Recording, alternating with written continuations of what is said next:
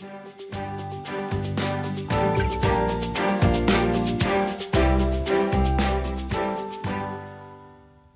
everyone, it's Miriam with a Y. How many acrylic pours do you have lying around that are, well, just okay? Maybe you have one you kinda like, but it's a little boring. It's just not special enough to hang or give as a gift. Well, let's make it not boring.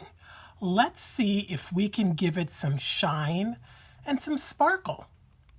I hope that you've had a chance to watch the videos where I about lost my mind after trying these amazing glitters by Elizabeth Craft Designs for the first time.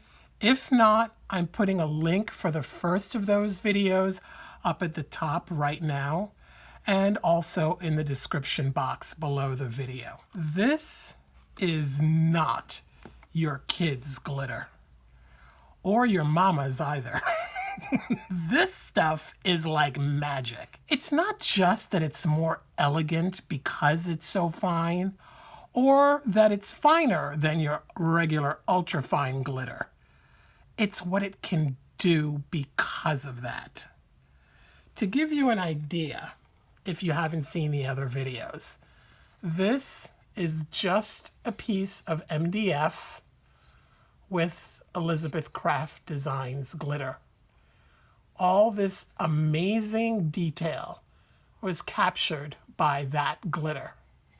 So let's use this glitter to add a little magic to an acrylic pour that, well, isn't quite magical. And in keeping with that idea, I'm thinking, let's make a fairy. But you can make a plant, a bird, a flower, a shell, whatever makes you happy. Now, in this project, we're also going to learn how to use metal leaf. So silver or gold or copper leaf, whichever you prefer. We'll use a stencil, a couple of colors of Elizabeth Craft Designs glitter, some Deco Art Americana paint with a matte finish, some metal leaf, some adhesive size to attach our metal leaf, a clear acrylic spray, any brand or type will do, a pencil, a couple of paint brushes, and if you want to go the extra mile, some resin, but that's totally optional. And of course, a fully dry acrylic pour to work on. So once I've decided what stencil I'm going to use, I'm going to go with this fairy between the two. I like her because her wings are particularly big compared to hers, so I'll have a lot of fun when I go to add the metal leaf for her wings. I then have to decide where I'm going to position it on the pour. So questions I'm going to ask myself are, is there something on the pour that I want to cover up? Is there a blemish, a dull spot? Or the opposite might be true. There might be something I don't want to cover up. So for me, what I want to avoid covering up is too much of the pink, because I'm going to make her pink. So I would like some of the pink to still be visible to coordinate with her. So I wouldn't put her down here because her wings would cover up too much pink. Maybe flipping the stencil the other way would work. After sort of looking at this a couple different ways, for some reason I feel like this needs to be this way. So if that's the case, I'm going to position her here because I will lose very little pink. The way that I'm going to handle her, she has a butterfly sitting on her knee. I'm going to do that in copper leaf. For her wings, I think I'm going to go with gold leaf because that'll pop nicely. I thought about silver originally, but I think silver will disappear against this background. Her outfit, I'll go with teal glitter, maybe her boots, and then her I'll make pink. All of this area will be glitter. Now, because the glitter is going to be a very thin layer, it could show the pore through it, and I don't want that. So what I'm going to do for her body is paint in a base layer of paint. The wings won't matter because nothing will show through the leaves, so I don't have to worry about that. Now, I could use a stencil brush and paint in everything, but A, I don't want to have to clean my stencil at all. And B, I kind of like manually painting with a paintbrush. I just do. For that reason, what I'm going to do is just draw in what is here on the stencil. I'm just going to draw with a pencil right onto the pour. Okay, so that is done. My outline drawn onto the canvas. Now, something I have decided I want to do to her wings, I want to give them a little bit of an iridescence with Deco Art Glamour Dust. What's nice about this is it dries clear, but gives you sort of a little sparkle. I don't need to be particularly neat because I'll be putting gold leaf down on top of this. With that done, I'm going to tackle her body now, which, since I'm going to be doing in pink glitter, I'm going to base coat with pink paint. Now, your goal doesn't need to be perfect uniform coverage.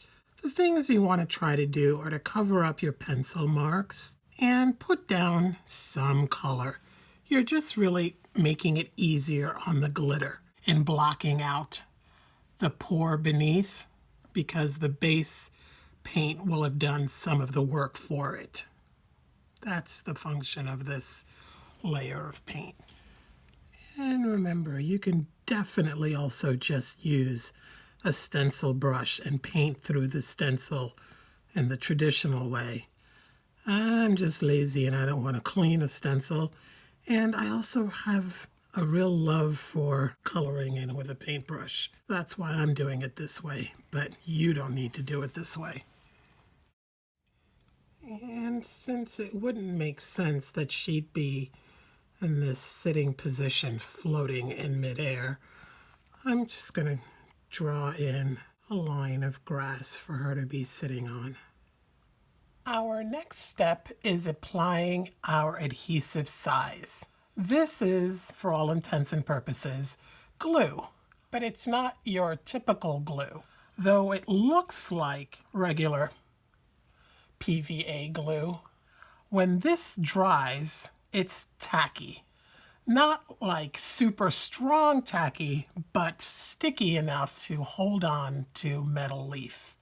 Now, ordinarily, that's all it really can hold on to really well, because though it's sticky, it's not like super glue. But Elizabeth Craft glitter is so fine that it can be held by this as well. So let's do that. We're going to be doing this in sections, and it'll become pretty obvious as to why we have to do it that way. I am going to paint in the areas where I want my leaf to go. And you can make a really thin coat for this. Try to avoid going back over a spot you've already painted. And for this area, avoid making puddles. I want to make sure that I cover my pencil lines so that they will get covered by the gold leaf. Now that you've finished painting that in, the thing to do is to let this dry for half an hour. I know you're going to look at it and go, oh, but it looks pretty dry to me now. This is one of those things that the more you follow the directions, the better the result. If you think it's dry and you put your leaf down and it's kind of still a little wet, what's gonna happen is that your leaf is gonna slide around and it's not gonna stay down well when you go to brush it off, and you're gonna make a little bit of a mess. So be patient, leave it alone for at least 20 minutes. If you can't stand the half an hour, try to at least go 20 minutes. Now, for this next step, I've switched over to working on a piece of paper. Or you might want to work inside of like a shoebox lid if you have one large enough to accommodate your painting. But something that you can sweep and gather loose little bits of the gold leaf when you're done. When you're working with large pieces of leaf, they're going to come separated by little pieces of tissue paper to make it easy to handle. You don't want to work with a fan on. You don't even want to breathe heavily.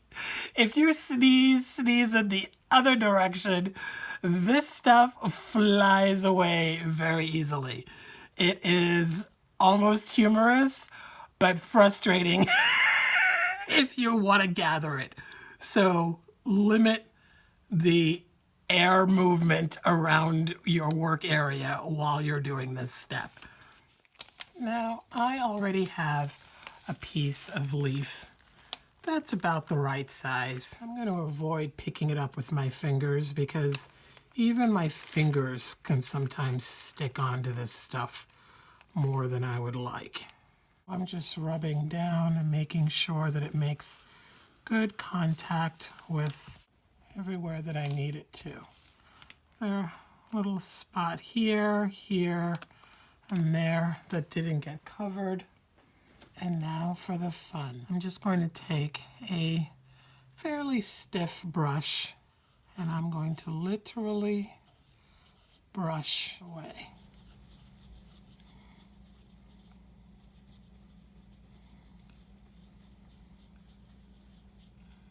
And you can see how easily it blows away.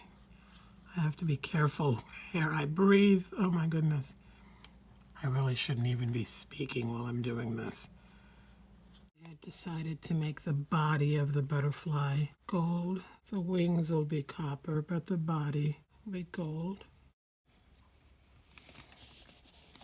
You can save all of this and use it again for other things. Nothing has to go to waste. Okay, the leaf adhered well, and I just love the look of it. It's so much shinier and more consistent than a metallic paint would be, for example. And I think it's a bit more fun to apply too. Since the butterfly is so small, I'm going to risk painting in the size for it, along with one of the colors for the fairy. Now, when you paint size for leafing, you paint a thin, puddle-free layer so as to prevent the leaf from getting compromised by uneven, overly thick globs of sticky size.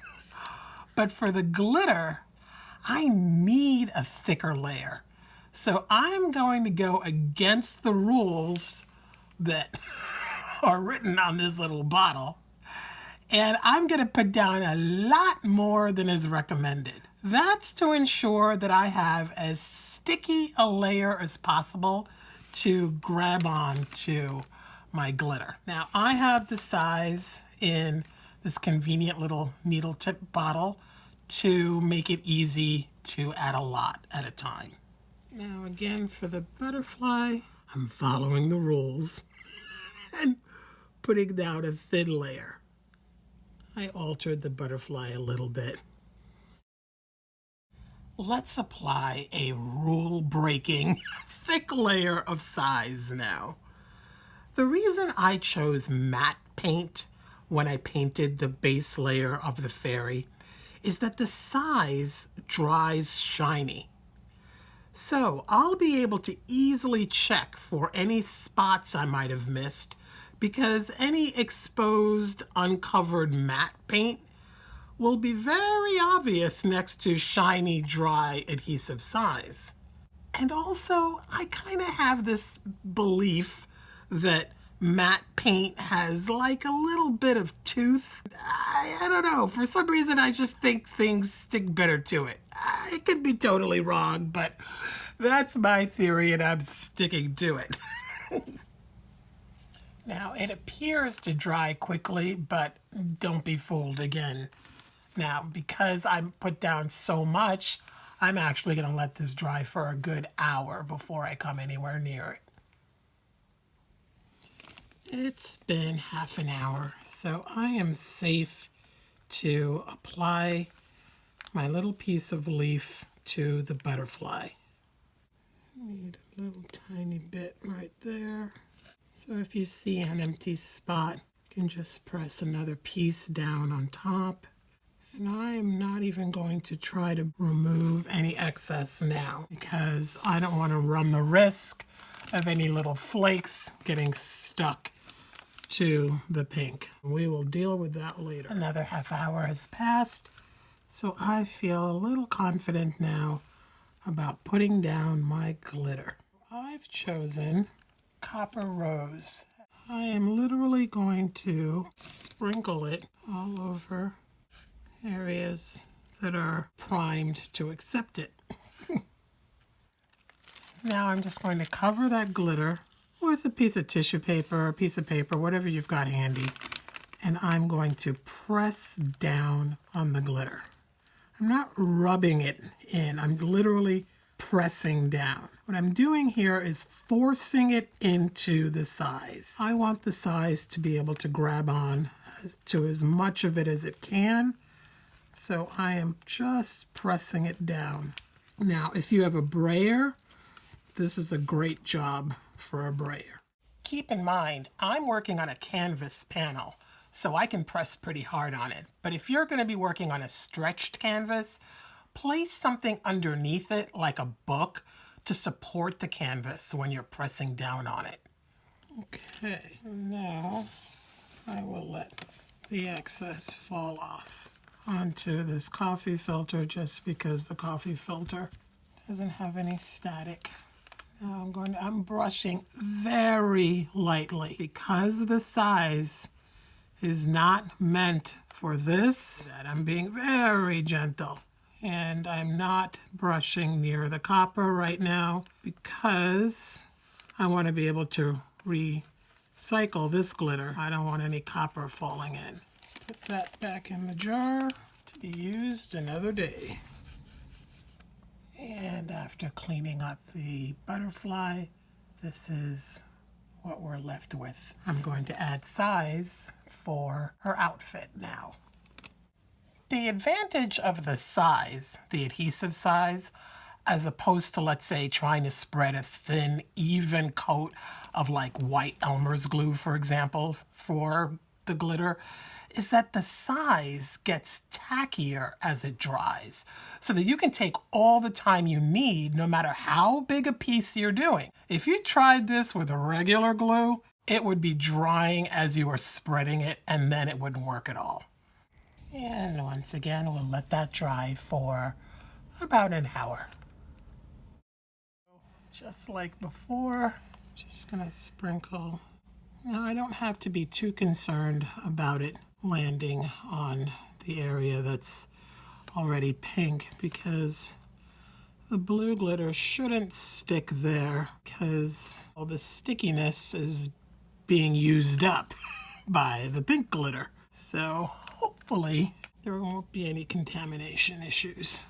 And again, I'm going to place a piece of paper to press the glitter down. Again, very lightly brushing. Oh my gosh, how pretty is that? Is that not just the prettiest? Oh, I just love looking at this. It just makes me so happy. So now I'm coming in for some detail work with an equally soft brush, just with a lot less bristles. Initially, I had planned on doing a glitter for the grass as well, but I've had a different thought. I don't know that I want the grass to glisten the way she does, so I'm just going to use a metallic paint. And I don't have a metallic green, so I'm just going to mix a little tiny bit of the Extreme Sheen Sapphire into my Extreme Sheen 24 karat gold. And that should give me a good enough green. I'm just going over the little blades that I'd painted in earlier, just giving them a little metallic coat, just so that the grass pops off of the painting a little bit as well. Once that's dry, I will spray the whole piece with, I'm going to be using Kamar varnish, but really any spray varnish or spray acrylic sealer will work just fine. And the point of this is to lock the glitter in place. Because remember, the size is really meant to hold leaf well. It'll hold on to the glitter decently, but I want to protect the glitter. I also want to protect my painting, and I want to keep my leaf from tarnishing.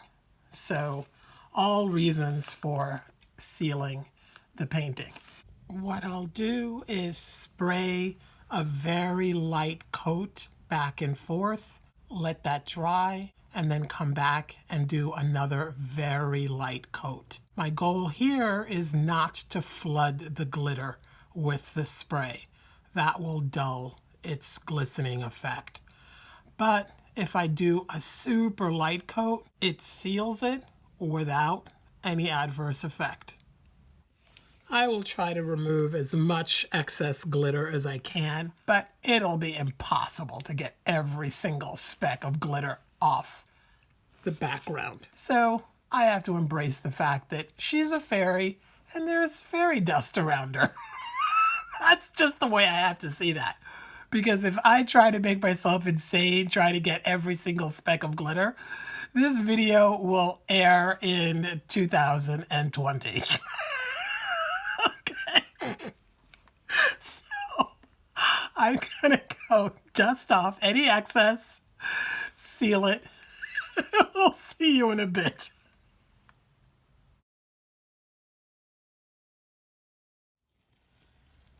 A day has passed and the two light layers of Kamar varnish have both dried. And she is totally protected now. I can rub on the glitter all I want without fear of any of it flaking off.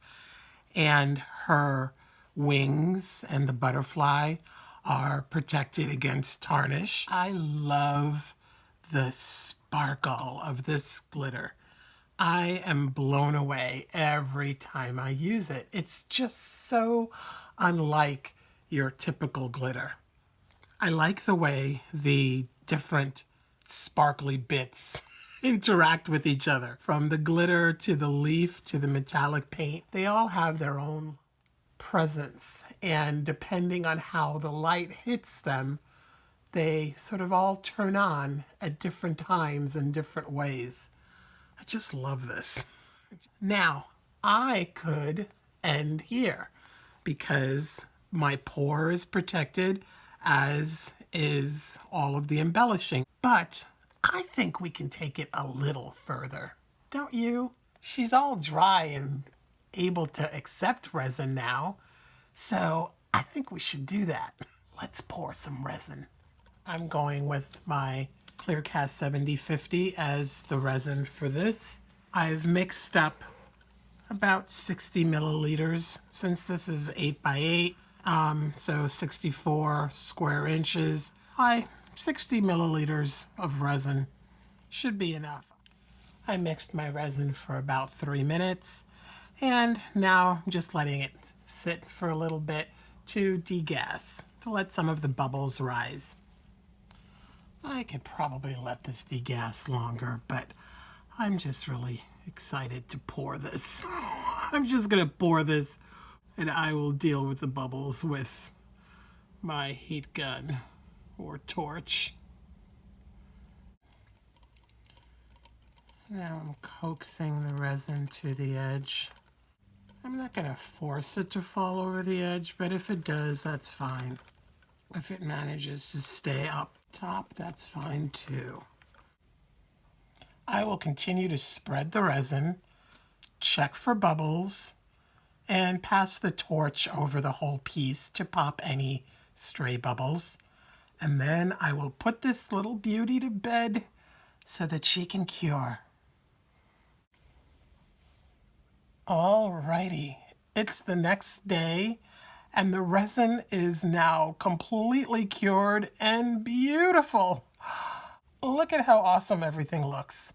This glitter actually even looks more amazing to me now. The word that comes to mind whenever I use this is elegant. If you don't already have some of this, you need some. These come in 60 open stock colors, and then there are 15 other colors that come in 3 special sets with 5 colors each. To help make getting some of this for yourself easy, or to give it as gifts, Elizabeth Craft Designs has given me a coupon code for my viewers. Use this link and type it exactly as you see it. It's a case-sensitive thing. And enter the coupon code Miriam for 20% off any order. Remember to check out the videos on using this glitter to reproduce lace. If you haven't seen that already, it's kind of amazing. It's really mind-blowing. Subscribe to find out more of what this awesome glitter can do. Yeah, there's more. It can do even more. Oh my gosh, I can't, yeah. It's so cool. Give this a thumbs up if you'd like to see more videos, and let me know in the comments what you thought of this project. Please share this with your friends, and if you get value from this channel, please consider becoming a patron of mine on Patreon. There are exclusive tutorials coming for patrons, and I'd love for as many of you to benefit from that as possible. And obviously, it also helps the channel by making it possible for me to bring you new and better things. Now, when shopping on Amazon, I greatly appreciate you clicking on one of my links to that site right before you pay for anything. Doing that costs you nothing, and it's an incredibly easy way for you to help my channel continue. Thank you for hanging out with me. Let your creative natures shine, and be kind to those around you. See you soon. Bye now.